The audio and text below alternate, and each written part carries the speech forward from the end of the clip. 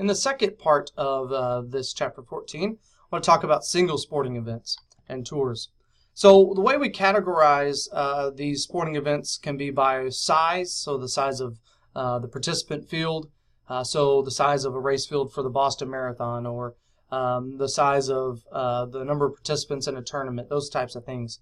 But it can be categorized by size, can be categorized by region, and so it may be a U.S. championship game over one sport, or it can be by profession. There's two different ways that we can really look at sporting events, the single sporting events and the multi-sporting events. Just like their name implies, this isn't that difficult, but just by the name applies, single sporting events are those that focus on only one sport or one activity, and multi-sporting events are those events that host a wide variety of different sports and activities. Would be also considered those that are mixing sport and non-sport activities. So multi-sporting events could be festivals in which sporting events occur, as well as concerts. It could also be considered a track and field event where you have races as well as javelin and shot put and the like.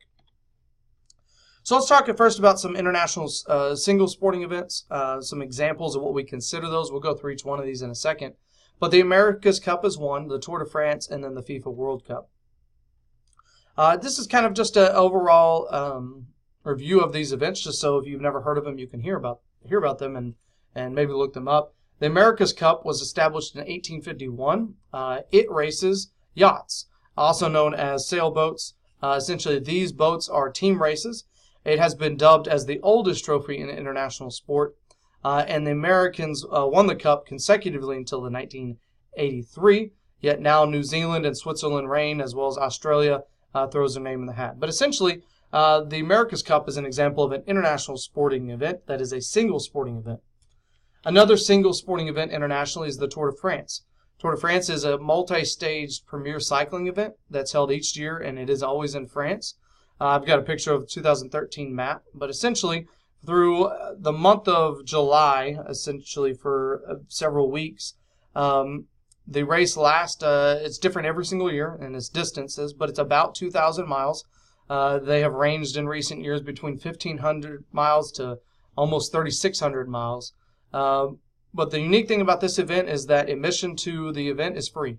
There are no tickets sold. There are spectators all along the route. And you may see what we call the peloton, which is the group of riders that ride together. You may see them along the route, and you'll have average everyday citizens sitting on the side of the road in chairs and cheering them on. It's more than 100 years old, and one thing that's really unique from a marketing perspective from the Tour de France is called the publicity caravan. The publicity caravan are basically advertising trucks that are basically a fundraising opportunity for the event. It's about 20 kilometers long, so pretty long. A 10K is 6 miles, 6.2, and so a 20K would be 12.4 miles long, of vans that would ride through and throw things into the crowds and advertise events. And so I've actually posted a couple of videos. I want you to take a look at the publicity caravan, see what it looks like. One of the most popular sporting events in Europe is the Tour de France. A lot of it in both spectatorship as well as participants of the sport. In France, 27% of the population cycles. In Belgium, 29%. And in Germany, 22% say that they're active cyclers. Which, if you've got a fourth of the country that like to cycle, then obviously they're going to be more likely to watch it and spectate as well. From a broadcasting perspective, it's broadcasted in 185 countries in the United States.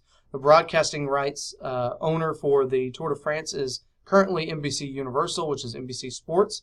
And because it's broadcasted in so many different countries, there's over 3,200 hours worth of coverage of the event in all these different countries. Every single year, there's 15 million fans or so that attend the event along the routes, and it ends in Paris.